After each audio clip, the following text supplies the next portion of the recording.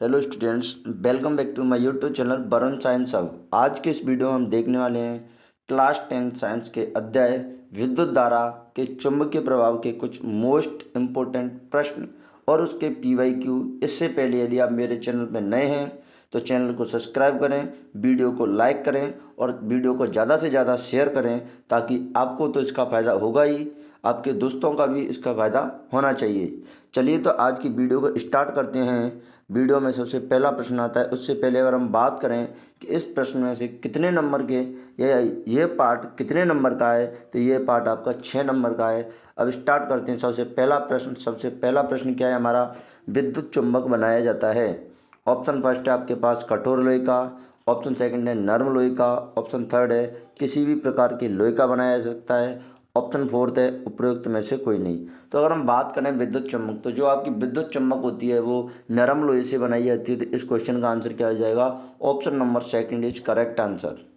Second प्रश्न की बात करते हैं। तो सेकंड प्रश्न है आपका, चित्र में दर्शाए अनुसार कोई इलेक्ट्रॉन किसी चुंबकीय क्षेत्र के लंबवत प्रवेश करता है तो इलेक्ट्रॉन पर आरोपित बल की दिशा क्या होगी? इसके लिए आपको सबसे पहले तो फ्लेमिंग के बाएं हाथ का नियम आना चाहिए। कौन सा नियम आना चाहिए? फ्लेमिंग के बाएं हाथ का नियम आना चाहिए।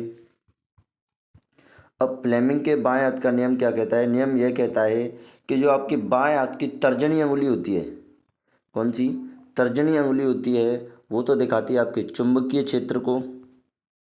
किसको दिखाती है? चुंबकीय क्षेत्र को।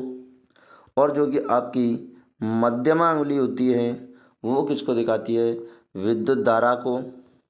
तो जो आपका अंगूठा होता है वो किसको दिखाता है? या तो आपके बात करो आरोपित बल, या फिर उसके विद्युत चालक के गति की दिशा को। ये होता है आपका क्या?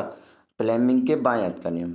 तो सबसे पहले हम बात करें इस प्रश्न के अंदर, आपको इस प्रश्न के अंदर दिया गया है इलेक्ट्रॉन की गति है, इलेक्ट्रॉन की दिशा दी गई है, लेकिन हमें चाहिए विद्युत धारा की दिशा।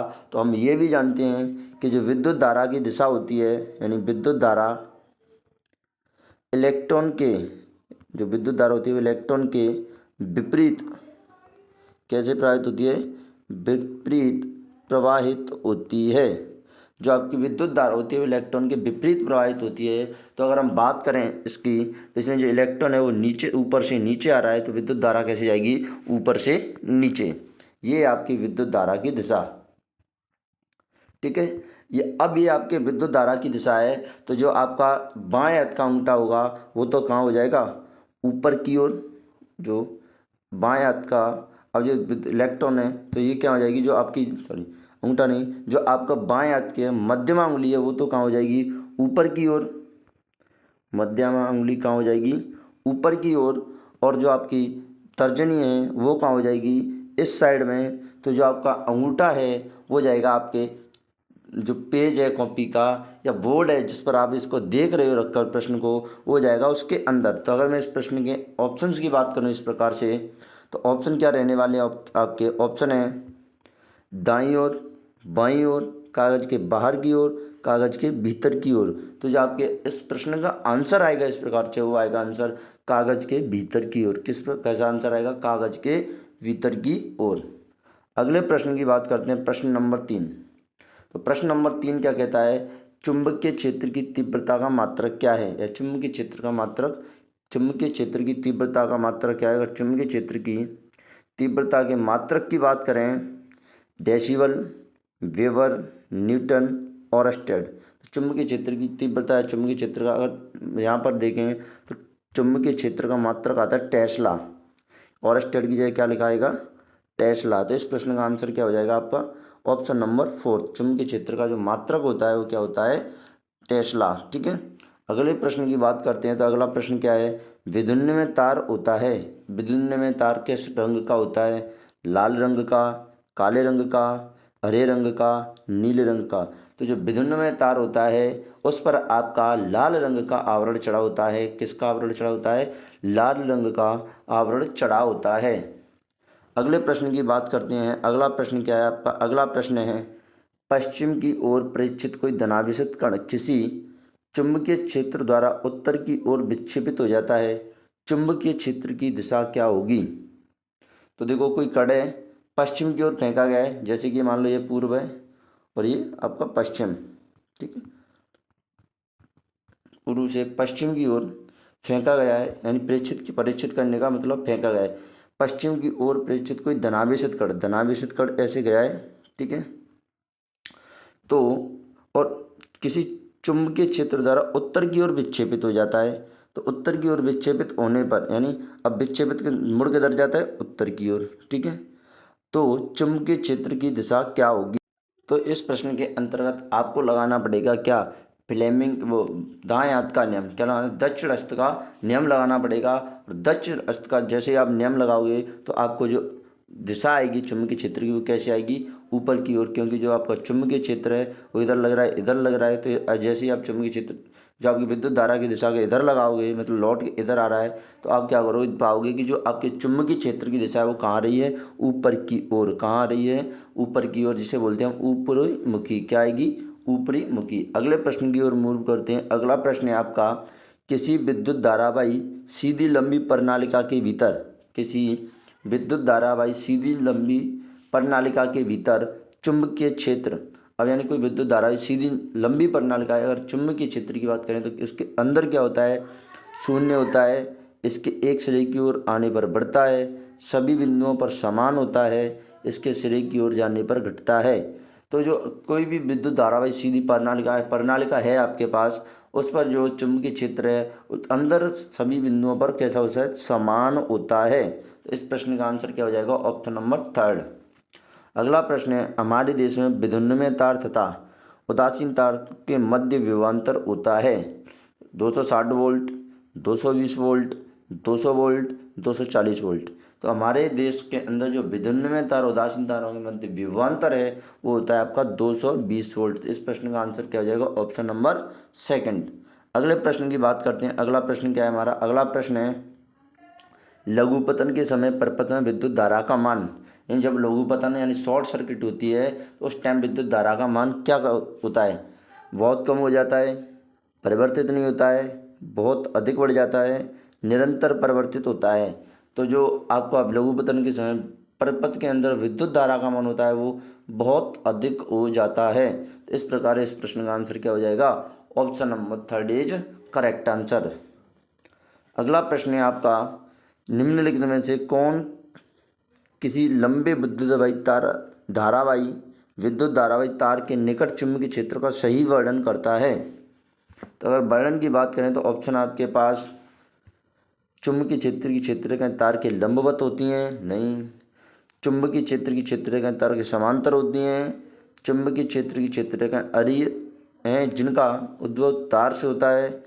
चुंबकीय क्षेत्र की सकेंद्रीय क्षेत्र रेखाओं का केंद्र तार होता है। यानी अगर हम व्याख्या की बात करें तो जो सबसे बेस्ट व्याख्या कर रहा है इस प्रश्न के आंसर की कि धारावाही तार के निकट चुंबकीय क्षेत्र का सही वर्णन, तो वो है आपका क्या, सकेंद्रीय वृत्तों के रूप में। और आपने पढ़ा भी होगा कि जो चुंबकीय क्षेत्र है वो धारावाही तार के चारों ओर सकेंद्रीय वृत्तों के रूप में उत्पन्न होता है। तो इस प्रश्न का आंसर क्या हो जाएगा, ऑप्शन नंबर 4।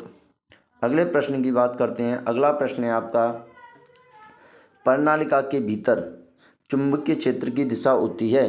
देखो अगर आप बात करोगे प्रणालिका के बाहर या क्षण चुंबक के बाहर, क्योंकि प्रणालिका और क्षण चुंबक का बिहेवियर एक जैसा होता है, तो उत्तर से दक्षिण की ओर होती है।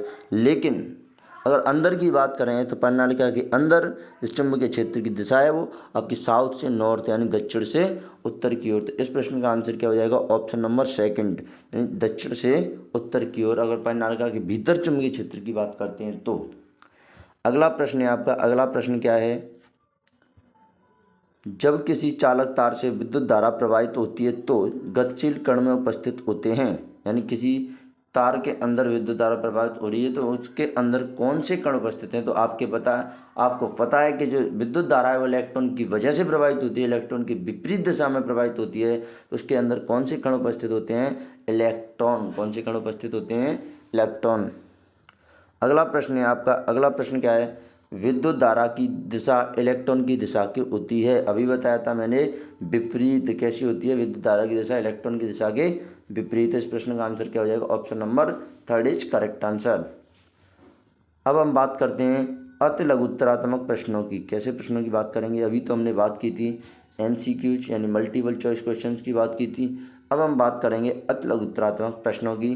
तो अति लघुत्तरात्मक प्रश्नों में आपका पहला प्रश्न है MRI का पूरा नाम लिखिए। तो MRI का पूरा नाम होता है मैग्नेटिक रेजोनेंस इमेजिंग, हिंदी में बोलते हैं चुंबकीय अनुनाद प्रतिबिंबन। उसके बाद अगला प्रश्न है आपका, एक क्षण चुंबक के लिए चुंबकीय क्षेत्र रेखाएं प्रदर्शित कीजिए। तो एक क्षण चुंबक के लिए अगर चुंबकीय क्षेत्र रेखाएं प्रदर्शित करनी है तो आप इस प्रकार इस चित्र को देख सकते हैं और आपको पता भी होगा कि जो चुंबकीय क्षेत्र रेखाएं हैं वो कहाँ से उत्पन्न होती हैं। नॉर्थ से उत्पन्न होती हैं, ये एन है आपका, ये एस है। और कहाँ पर ख़त्म होती हैं तो आप देख सकते हैं साउथ पर ख़त्म हो रही हैं। तो ये नॉर्थ से स्टार्ट होकर जो चुंबकीय क्षेत्र रेखाएं ख़त्म कहाँ पर हो जाती हैं, साउथ पर। ये होते हैं आपके चुंबकीय एक क्षण चुंबक के लिए चुंबकीय क्षेत्र रेखाओं का प्रदर्शन। अगले प्रश्न की बात करते हैं। अगला प्रश्न है, किसी विद्युत धारावाही प्रणालिका के भीतर एवं उसके चारों ओर चुंबकीय क्षेत्र रेखाओं को प्रदर्शित करने के लिए चित्र बनाइए। जैसे कि आपने प्रणालिका देखी होगी और नहीं देखी हो तो क्या करना है कि एक आपको क्षण चुंबक लेनी है और उसके ऊपर विद्युत रोधी तांबे का तार कुंडली के रूप में लपेट देना है। तो वो क्या बन जाती है, आपकी प्रणालिका। ये आपकी प्रणालिका दे रखी है और उसके चारों ओर ये चित्र बना रखा है आपका प्रणालिका के चारों ओर चुंबकीय क्षेत्र का। ये देखो, ये इस प्रकार बना रखे हैं आपको और ऐसे जोड़ रखे हैं, ठीक है। अगले प्रश्न की बात करते हैं। तो अगला प्रश्न क्या है हमारा? अगला प्रश्न है, किसी विद्युत धारावाही सीधे चालक तार के चारों ओर के चुंबकीय क्षेत्र की क्षेत्र रेखाओं को निरूपित करता सकेंद्रीय वृत्तों का पैटर्न बनाइए। तो आपने ये देखा होगा एनसीईआरटी के अंदर ये वाला डायग्राम कि ये सकेंद्रीय वृत्तों के रूप में ये आपका तार है, इसके चारों ओर ये जो वृत्त बन रहे हैं उस सकेंद्रीय वृत्तों के रूप में चुंबकीय क्षेत्र उत्पन्न हो रहा है। तो ये आपका डायग्राम है। उसके बाद बात करते हैं अगला प्रश्न है, विद्युत धारावाही पास के कारण उत्पन्न चुंबकीय क्षेत्र रेखाएं खींचिए। तो आपने देखा होगा विद्युत धारावाही पास ये वाला डायग्राम एनसीईआरटी के अंदर दे रखा होगा। ये आपका जो डायग्राम बना रखा है वो 2D में बना रखा है। जैसे ये वृत्त, ये वाले जो वृत्त आपको आधे आधे दिखाई दे रहे हैं वो इस प्रकार बने हुए हैं सारे के सारे वृत्त, लेकिन इन्हें ऐसे बनाना पॉसिबल नहीं था तो आधे आधे बनाकर छोड़ दिया गया है। ये डायग्राम भी आपकी एनसीईआरटी के अंदर विद्युत धारावाही पास के कारण उत्पन्न चुंबकीय क्षेत्र में दिया गया है, तो आप इसे भी बनाना सीख सकते हैं। अगले प्रश्न की बात करते हैं। अगला प्रश्न क्या है, किसी विद्युत धारावाही वृत्ताकार कुंडली द्वारा उत्पन्न चुंबकीय क्षेत्र रेखाएं खींचिए। अभी क्या आपकी वृत्ताकार कुंडली के द्वारा जो चुंबकीय क्षेत्र रेखाएं उत्पन्न होती हैं उनके चित्र की बनाने की। तो ये चित्र आपका ये रहा, ये भी एनसीईआरटी के अंदर ही दिया गया है। आप वहाँ से भी बना सकते हैं, यहाँ से भी देख सकते हैं, बट बनाना आना चाहिए आपको। अगले प्रश्न की बात करते हैं। अगला प्रश्न क्या है, दो चुंबकीय क्षेत्र रेखाएं एक दूसरे को प्रतिच्छेद क्यों नहीं करती हैं? तो ये प्रश्न बहुत ही इम्पोर्टेंट है। तो प्रतिच्छेद बिंदु पर अब करती क्यों नहीं? तो दो चुंबकीय क्षेत्र में एक बिंदु प्रतिच्छेद बिंदु पर दिक्सूचक सुई रखने पर दिक्सूचक सुई केवल एक ही दिशा की ओर संकेत करती है। या फिर ऐसे कहो आप कि अगर दो चुंबकीय क्षेत्र रेखाएं एक दूसरे को प्रतिच्छेद करती हैं यानी काटती हैं तो एक बिंदु पर दो दिशाएं होंगी जो कि कभी भी पॉसिबल नहीं है। इसलिए दो चुंबकीय क्षेत्र एक दूसरे को प्रदर्शित नहीं करती हैं। अगले प्रश्न की बात करते हैं। अगला प्रश्न है, विद्युत परिपथों एवं साधित्रों में सामान्यतः उपयोग होने वाले दो सुरक्षा उपायों के नाम लिखिए। तो एक तो आपका विद्युत फ्यूज है और दूसरा आपका भूसंपर्क तार है। जो विद्युत फ्यूज है वो आपका परपथ के कौन से क्रम में लगाया जाता है? तो ये आपके परपथ के श्रेणी क्रम में लगाया जाता है। कौन से क्रम में लगाया जाता है? श्रेणी क्रम के अंतर्गत लगाया जाता है। अगला प्रश्न है आपका, परिनालिका क्या है? तो पास लिपटे विद्युत रोधी तांबे के तार के बेलन की आकृति के अनेक फेरों वाली कुंडली को परिनालिका कहते हैं। यानी कोई तांबे का तार है, उसको विद्युत रोधी तांबे के तार बेलन की आकृति, कोई भी आप धारावाही चालक ले लो, उसके चारों तरफ लपेट दो, मतलब लपेट के जो कुंडली बनेगी या फेरों वाली कुंडली को क्या कह देते हैं हम? परिनालिका।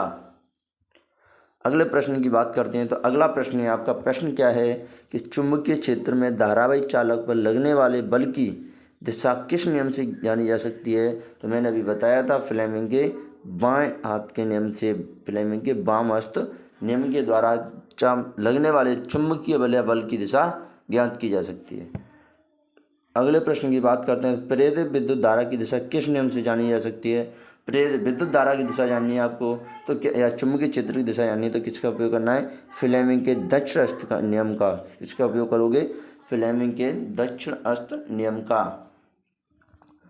अगला प्रश्न है आपका, प्रश्न क्या है? प्रश्न है लघुपतन या शॉर्ट सर्किट कैसे होता है? तो आपको पता है कि विद्युन्मय और उदासीन तारों के सीधे संपर्क में आने से विद्युत धारा का मान बढ़ जाता है, जिससे लघुपतन या शॉर्ट सर्किट कहते हैं। अगला प्रश्न है, अगला प्रश्न क्या है? अगला प्रश्न है चुंबकीय क्षेत्र से क्या अभिप्राय है? तो चुंबक के चारों ओर का वह क्षेत्र जिसमें उसके बल का संसूचन किया जा सकता है उस चुंबक का चुंबकीय क्षेत्र कहलाता है। यानी कोई भी चुंबक उसके चारों ओर के क्षेत्र होता है, उसमें किसी अन्य चुंबक को लाया जाता है तो वह एक बल अनुभव करती है, जिसे हम क्या कहते हैं? चुंबकीय क्षेत्र कहते हैं। अगला प्रश्न है आपका, किसी विद्युत धारावाही चालक से संबंधित चुंबकीय क्षेत्र की दिशा ज्ञात करने के लिए किस नियम का उपयोग किया जाएगा? तो दक्षिण अस्त अंगुष्ठ नियम का। किस नियम का? दक्षिण अस्त अंगुष्ठ नियम का उपयोग किया जाएगा अगर चुंबकीय क्षेत्र की दिशा ज्ञात करनी है तो। अगला प्रश्न है आपका, चुंबकीय क्षेत्र में किसी विद्युत धारावाही चालक पर लगने वाले बल का चित्र बनाइए। तो आपने चित्र एनसीईआरटी के अंदर देखा हुआ है। ये चुंबकीय क्षेत्र के अंदर ये आपकी विद्युत धारावाही चालक है, ये चुंबक है, इसके चारों ओर जो बल लग रहा है उसका चित्र है ये। इसको आप एनसीईआरटी से भी बना सकते हैं और यहाँ से भी स्क्रीनशॉट ले सकते हैं।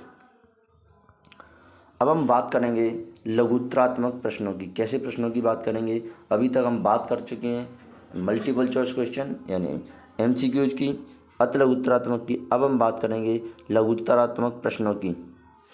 और लघुत्तरात्मक प्रश्नों में हम देखें तो पहला प्रश्न है हमारे पास, चुंबकीय क्षेत्र में किसी विद्युत धारावाही चालक द्वारा लगने वाले बल की दिशा निर्धारित करने का नियम लिखिए। या फिर आपको ऐसे बोल दे कि फ्लेमिंग का वाम हस्त नियम लिखिए। ठीक है, तो फ्लेमिंग के वाम हस्त का नियम क्या है कि यदि हम अपने बाएं हाथ की तर्जनी, या तर्जनी किसे बोलते हैं? अंगूठे के बगल वाली अंगुली, अंगूठे के बगल वाली अंगुली, जो आपके अंगूठे के बगल वाली फिंगर होती है उसको बोलते हैं तर्जनी। मध्यमा तर्जनी के जस्ट बगल में होती है। उसके बाद अंगूठे को इस प्रकार फैलाएं कि ये तीनों एक दूसरे के लंबवत हों। लंबवत होने का मतलब है तीनों के बीच में, यानी एक दूसरे के बीच में परस्पर 90 डिग्री का एंगल होना चाहिए। उसके बाद है यदि तर्जनी चुंबकीय क्षेत्र की दिशा को मध्यमा चालक में प्रवाहित होने वाली धारा की दिशा को बताती है तो अंगूठा चालक पर आरोपित बल की दिशा बताएगा। इसे फ्लेमिंग का वाम हस्त नियम कहते हैं। इसे क्या कहते हैं? फ्लेमिंग का वाम हस्त नियम कहते हैं। अगला प्रश्न है आपका, फ्लेमिंग का दक्षिण हस्त नियम लिखिए। तो अपने दाएं हाथ की तर्जनी, मध्यमा और अंगूठे को इस प्रकार फैलाएं कि एक दूसरे के लंबवत हों। यदि तर्जनी चुंबकीय क्षेत्र की दिशा को, अंगूठा चालक की गति की दिशा को संकेत करता है तो मध्यमा चालक में प्रेरित विद्युत धारा की दिशा को बताती है। ठीक है, अगला प्रश्न है आपका, चुंबक के निकट लाने पर दिक्सूचक की सुई विक्षेपित क्यों हो जाती है? यानी चुंबक के निकट आप दिक्सूचक की सुई को लाती है तो विक्षेपित क्यों हो जाती है?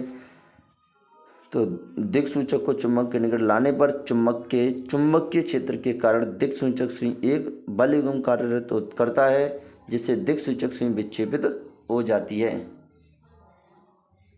अगला प्रश्न है आपका मोस्ट इम्पोर्टेंट प्रश्न है, ये आपका वेरी मोस्ट इम्पोर्टेंट। चुंबकीय क्षेत्र रेखाओं के गुण लिखिए। तो चुंबकीय क्षेत्र रेखा चुंबक के बाहर दक्षिण ध्रुव से निकलकर चुंबक के बाहर की बात करें तो दक्षिणी ध्रुव से निकलकर, जो कि चुंबक के अंदर की दिशा उत्तर से। चुंबकीय क्षेत्र रेखाओं की बात करें तो नॉर्थ से साउथ यानी बाहर की ओर अगर बात करें तो ये नॉर्थ से निकलकर साउथ पर समाप्त होती हैं। तो यहाँ लिखेंगे आप उत्तरी ध्रुव मिसप्रिंट हुई है यहाँ पर। यहाँ लिखेंगे आप उत्तरी ध्रुव और यहाँ लिखेंगे चुंबकीय क्षेत्र में चुंबक के बाहर उत्तरी ध्रुव से निकलकर दक्षिणी ध्रुव से प्रवेश करती हैं, जबकि चुंबक के अंदर इनकी दिशा उनकी दिशा अब यहाँ पर विपरीत हो जाती है आपकी। जैसे ही आप अंदर की बात करोगे तो चुंबक के अंदर चुंबकीय क्षेत्र रेखाओं की दिशा दक्षिण से यानी साउथ से नॉर्थ हो जाती है। किससे हो जाती है? साउथ से नॉर्थ हो जाती है। और बाहर की बात करें तो नॉर्थ से साउथ रहती है। यहाँ पर मिसप्रिंट हुई है, समझने की कोशिश करें। अगला अगला गुण है आपका, चुंबकीय क्षेत्र रेखाएं एक बंद वक्र का निर्माण करती हैं। चुंबकीय क्षेत्र रेखाएं एक बंद वक्र का निर्माण करती हैं, ये सही बात है। अगला आपका गुण, चुंबकीय क्षेत्र रेखाएं एक दूसरे को कभी भी नहीं काटती या प्रतिच्छेद नहीं करती, क्योंकि एक बिंदु पर चुंबकीय क्षेत्र की दो दिशाएं संभव नहीं हैं। अगला प्रश्न है आपका, अगला प्रश्न क्या है? एक धारावाही प्रणालिका क्षण चुंबक के समान व्यवहार करती है, कैसे? जो आपकी धारावाही प्रणालिका है वो क्षण चुंबक के समान व्यवहार करती है, लेकिन कैसे व्यवहार करती है? तो बात करें पहली, धारावाही प्रणालिका को स्वतंत्रतापूर्वक लटकाने पर इसके अक्ष उत्तर तथा दक्षिण दिशाओं की ओर रुकते हैं। मतलब किसी भी प्रणालिका को, अब धारावाही प्रणालिका को अगर स्वतंत्र रूप से लटकाओगे तो उसके जो अक्ष हैं, जैसे उत्तर और दक्षिण ध्रुव की ओर क्या करते हैं? अक्ष उत्तर और दक्षिण की ओर रुक जाते हैं।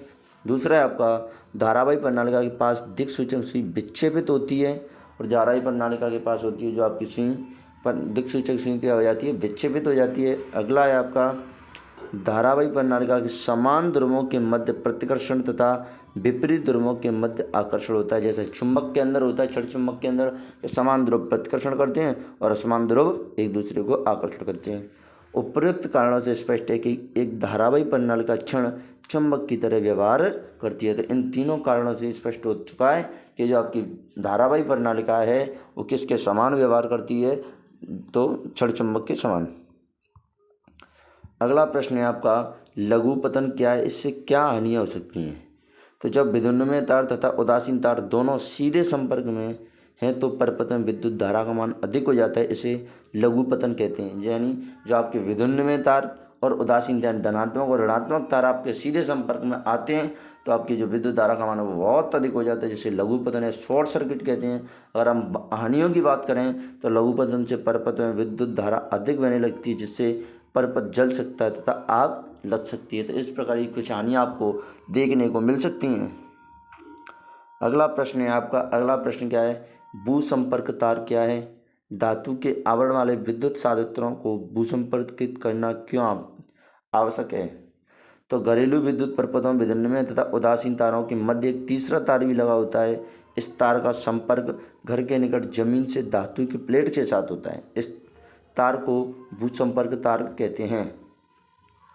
तो घर के अंदर जो आपके विद्युन्मय और उदासीन तार होते हैं उनके बीच में एक तार भी, मतलब एक और तार होता है इसको, जो कि ज़मीन से टच रहता है। भू मतलब जमीन, संपर्क मतलब टच, यानी ऐसा तार जो ज़मीन से टच रहता है वो क्या होता है? भू संपर्क तार, जो कि क्या करता है? ज़मीन के साथ टच रहता है, जिसे हम भू संपर्क तार कहते हैं। अगर हम बात करते हैं कि इसकी आवश्यकता क्यों है, तो आवश्यकता ही बात करें तो धातुओं के साधित्रों का मतलब होता है उपकरण। साधित्रों का मतलब क्या होता है? उपकरण। जैसे रेफ्रिजरेटर, टोस्टर, इस्त्री आदि को भूसंपर्क तार से जोड़ देने पर साधित्रों के आवरण से विद्युत धारा का क्षय होने पर आवरण का विभव भूमि के विभव के बराबर हो जाता है, जिसके साधित्रों का उपयोग करने वाला व्यक्ति तीव्र आघात से बच जाता है। यानी जो आवरण का विभव होता है वो भूमि के या पृथ्वी के विभव के बराबर हो जाता है। ये साधित्रों का उपयोग करने वाले व्यक्ति, यानी जो उपकरणों का उपयोग करता है वो व्यक्ति अपने तीव्र आघात से बचाव कर लेता है। इसलिए आपको भूसंपर्क करना आवश्यक है। अगला प्रश्न है, पास के भीतर तथा बाहर चुंबकीय क्षेत्र की दिशा ज्ञात करने हेतु किस नियम को काम में लेंगे? नियम का उल्लेख कीजिए। अब पास के अंदर चुंबकीय क्षेत्र की दिशा ज्ञात करनी है। पास ये था आपका, कुछ इस प्रकार का पास बना हुआ है एनसीईआरटी के अंदर। आपके ये वाला डायग्राम देख सकते हो आप एनसीईआरटी के अंदर। तो दक्षिण अस्त अंगुष्ठ नियम के द्वारा पास के भीतर तथा बाहर चुंबकीय क्षेत्र की दिशा ज्ञात की जा सकती है। पहला क्वेश्चन तो यह है, अगर पास के अंदर आपको या पास के भीतर चुंबकीय क्षेत्र की दिशा ज्ञात करनी है तो आपको दक्षिण अस्त अंगुष्ठ नियम का उपयोग करना पड़ेगा।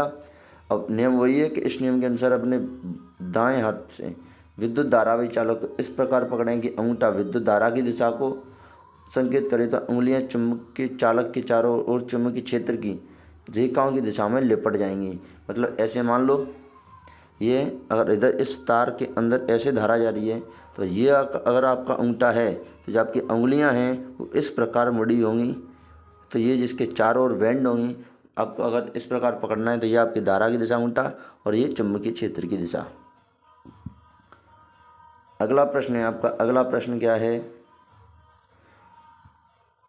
अगला प्रश्न है किसी क्षैतिज शक्ति संचरण लाइन है, पावर लाइन है, पूर्व से पश्चिम दिशा की ओर विद्युत धारा प्रवाहित हो रही है। इसके ठीक नीचे किसी बिंदु तथा इसके ठीक ऊपर किसी बिंदु पर चुंबकीय क्षेत्रीय दिशा क्या होगी। तो देखो मान लो कि ये कोई तार है आपके पास और ये आपका पूर्व है और ये आपका पश्चिम है, ठीक है। अब इसके अंदर विद्युत धारा प्रवाहित हो रही है ऐसे पूर्व से पश्चिम की ओर। अब इसके ऊपर एक बिंदु और नीचे एक बिंदु पर विद्युत धारा की दिशा बतानी है। तो आप इसको क्या करोगे, इसके चारों तरफ क्या बना लो, एक घड़ी बना लो यानी गोला बना लो और उसी पे जैसे घड़ी पे नंबरिंग होती है वैसे नंबरिंग कर दो 6 सॉरी यहाँ पर 12 3 6 और 9, ठीक है। अब क्या करोगे आप कि ऊपर वाले बिंदु पर जैसे ही आप इसकी दिशा निकालोगे तो आपको पता है कि आपका अंगूठा इधर होना चाहिए। अब आप अपनी उंगलियों को ऊपर से ऐसे बेंड करके लाओगे तो आप देख सकते हैं कि जो आपकी धारा की दिशा है वो कहाँ है, घड़ी की दिशा में। देखो विद्युत धारा पूर्व से पश्चिम की ओर प्रवाहित हो रही है। दक्षिण अष्ट अंगुष्ठ नियम को लागू करने पर पूर्वी सिरे से अवलोकन करने पर चुंबकीय क्षेत्रीय दिशा तार के ऊपर या नीचे किसी बिंदु पर तार के लंबवत तज में दक्षिणावर्त होगी और दक्षिणावर्त बोलते हैं घड़ी की दिशा में। तो आपने ऐसे अंगूठा रखा अपना, जैसे मैं इसको दूसरे कलर से बनाऊँ, जैसे आपके अंगूठे को मैं अगर दूसरे कलर से बनाऊँ तो ऐसे मान लो ये आपका अंगूठा है, ये अंगूठा है और जैसे आप इन उंगलियों को ऐसे बेंड करोगे ऊपर की साइड से ऐसे बेंड करोगे तो आपकी जो उंगलियां हैं वो डायरेक्शन में आएंगी आपकी क्लॉकवाइज यानी घड़ी की दिशा में। और घड़ी की दिशा बोलते हैं हम दक्षिणावर्त दिशा के अंदर। और नीचे वाले बिंदु पर अगर आप ऐसे बेंड करोगे तो बेंड होंगी वो आपकी जो उंगलियां हैं बेंड होंगी वो कैसे हैं, घड़ी की विपरीत दिशा की ओर। कैसे, इसी प्रकार से तार के पश्चिमी सिरे से अवलोकन करने पर चुंबकीय क्षेत्र की दिशा वामावर्त होगी। वामावर्त का मतलब आपके एंटी क्लॉकवाइज, एंटी क्लॉकवाइज मतलब घड़ी की विपरीत दिशा के अंदर। अगला प्रश्न है आपका, अगला प्रश्न क्या है, मान लीजिए आप किसी चैम्बर में अपनी पीठ को किसी एक दीवार से लगाकर बैठे हैं, ठीक है। कोई इलेक्ट्रॉन पुंज आपके पीछे की दीवार से सामने वाली दीवार की ओर क्षैतिज गमन करते हुए किसी प्रबल चुंबकीय क्षेत्र द्वारा आपके दाईं ओर विक्षेपित हो जाता है तो चुंबकीय क्षेत्र की दिशा क्या होगी। हमें बतानी है इस प्रश्न के अंदर चुंबकीय क्षेत्र की दिशा, ठीक है। तो चुंबकीय क्षेत्र की दिशा ऊर्ध्वाधर अधोमुखी है, मतलब नीचे की ओर है। विद्युत धारा की दिशा सामने वाली दीवार से पीछे की दीवार तक है, क्योंकि ऋणावेशित इलेक्ट्रॉन पीछे की ओर दीवार से सामने की दीवार गमन करते हैं तो चुंबकीय बल की दिशा दाईं ओर होती है। इस प्रकार फ्लेमिंग के वाम हस्त का नियम का प्रयोग करते हुए निष्कर्ष निकाला जाता है कि किसी चैम्बर में चुंबकीय क्षेत्र की दिशा अधोमुखी होती है। कैसी हो जाएगी, चैम्बर के अंदर जो चुंबकीय क्षेत्र की दिशा है वो अधोमुखी हो जाएगी। अगला प्रश्न है आपका, अगला प्रश्न क्या है, अगला प्रश्न है घरेलू विद्युत परपथों में अतिभारण से बचाव के लिए क्या सावधानियां बरतनी चाहिए। मतलब घरेलू विद्युत अंदर परपथों के अंदर अगर अतिभारण से बचना है तो क्या क्या सावधानी बरतनी चाहिए। तो पहली सावधानी आपकी उसमें एक ही सॉकेट से एक से अधिक संधारित्रों को नहीं जोड़ना चाहिए। दूसरी सावधानी आपकी कि एक ही समय में बहुत अधिक संधारित्रों का एक साथ प्रयोग नहीं करना चाहिए। मतलब एक सॉकेट के अंदर एक से अधिक उपकरण नहीं लगाने चाहिए। और दूसरा आपका एक ही समय में एक से अधिक संधारित्रों का उपयोग नहीं करना चाहिए। तीसरी सावधानी आपको क्या बरतनी है कि दोषपूर्ण संधारित्रों को परपथ से नहीं जोड़ना है। मतलब जो आपके खराब उपकरण हैं उनको आपको परपथ से नहीं जोड़ना है। और चौथी सावधानी क्या है आपकी, विद्युत परपथ में फ्यूज जोड़ा होना चाहिए। फ्यूज क्या करता है, प्रतिरोध इसका अधिक होता है तो लाइट को कम कर देता है, विद्युत को कम कर देता है। अगला प्रश्न है, अगला प्रश्न क्या है आपका, विद्युत का उपयोग करते समय रखी जाने वाली कोई 3 सावधानियाँ। मतलब विद्युत का आप उपयोग कर रहे हो तो उस टाइम आपको कौन कौन सी सावधानी बरतनी चाहिए। तो पहली आपकी फेज तार को हमेशा स्विच के नियंत्रण में ही रखना चाहिए। फेज तार या फीज तार को होता है उसको आपको किसके नियंत्रण में रखना है, तो स्विच के नियंत्रण में रखना है, यानी स्विच से ही बंद और चालू होना चाहिए। अगला है आपका विद्युत औजारों के ऊपर विद्युत रोधी आवरण होना चाहिए। जो विद्युत उपकरण है आपके उनके ऊपर विद्युत रोधी आवरण का होना जरूरी है। अगला है आपका विद्युत फ्यूज उपयुक्त क्षमता एवं पदार्थ का होना चाहिए। फ्यूज भी उपयुक्त अकॉर्डिंग टू उसकी कैपेसिटी और अच्छे पदार्थ का होना चाहिए, जैसे एल्यूमिनियम निकल वगैरह का होना चाहिए। ठीक है, तो ये आपके इस पार्ट के मोस्ट इम्पोर्टेंट प्रश्न यहाँ पर फिनिश होते हैं। वीडियो को ज़्यादा से ज़्यादा शेयर करें, लाइक करें, ताकि इससे आपको तो फ़ायदा होगा ही और आपके दोस्तों का भी फ़ायदा होगा। Thank you.